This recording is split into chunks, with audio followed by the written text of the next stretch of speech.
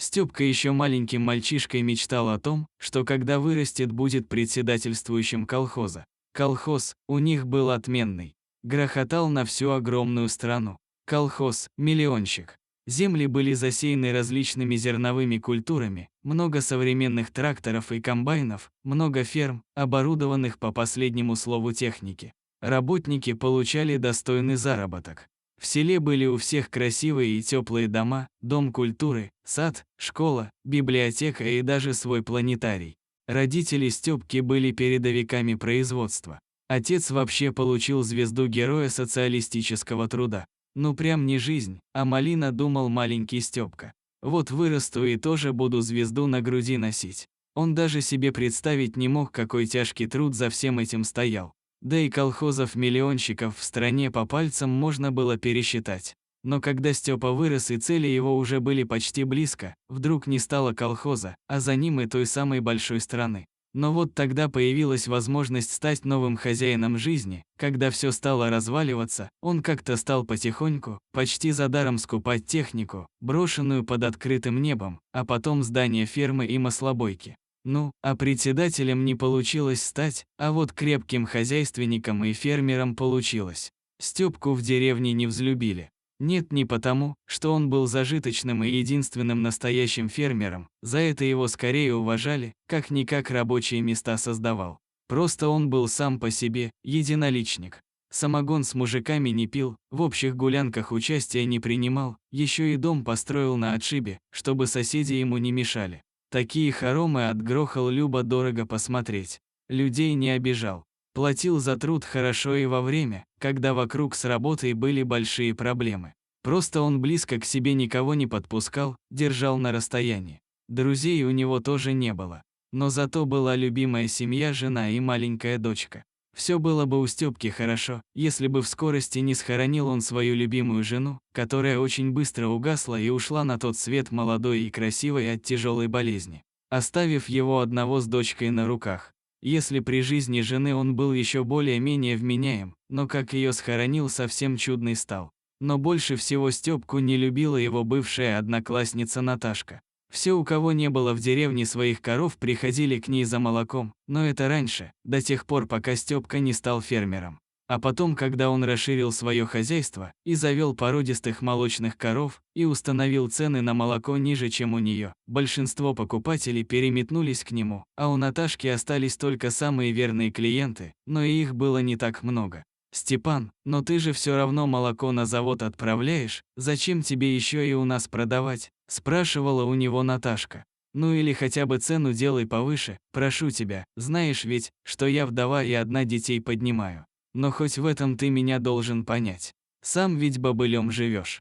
Но Стёпка и слушать ничего не хотел. Он даже не ответил Наташке, а просто посмотрел на нее, как обычно, с презрением, развернулся и ушел. Их вражда обострялась все сильнее и сильнее с каждым годом. И достигла апогея, когда Наташкины пацаны нашли в лесу раненого волчонка и принесли его в деревню. Стали выкармливать, отпаивать коровьим молоком и жить у себя в доме оставили. Стёпка, когда узнал о таком коварстве, прибежал к Наташке на разборки. «А ты вообще соображаешь, что творишь, а?» – кричал Стёпка.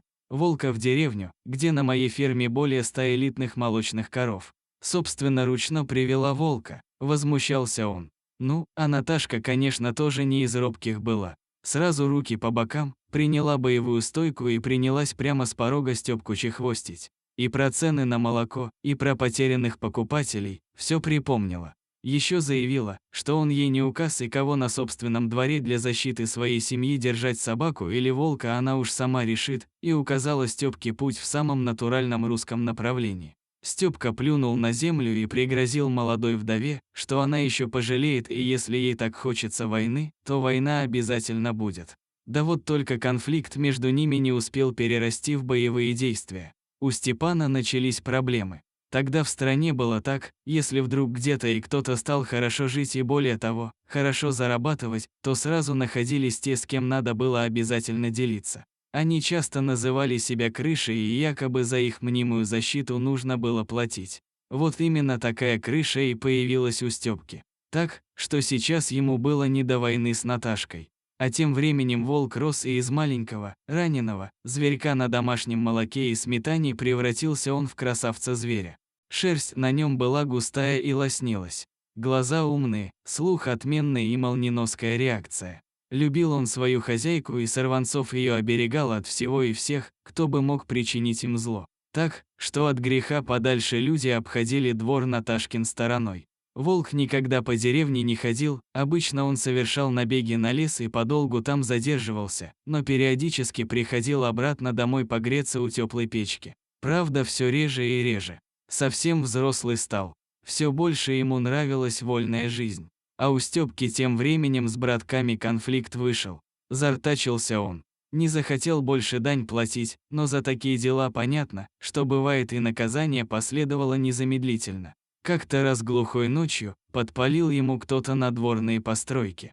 Но проснулся Стёпка вовсе не от того, что почуяв запах дыма или гари, а от того, что дверь в избу кто-то остервенело царапал снаружи. А еще через пару минут послышался протяжный, волчий вой. Проснулся Стёпка от того боя и понял, что полыхает. Еще не открыв глаза, он почувствовал красное зарево и ничего не успел понять. Бросился в комнату к дочери и прямо в одеяле вытащил ее в темную ночь. Думал, что сейчас весь дом сгорит. Дом стоял на отшибе так, что в деревне в общем-то никому ничего не угрожало. Но достаточно скоро чуть ли не половина односельчан прибыла на помощь.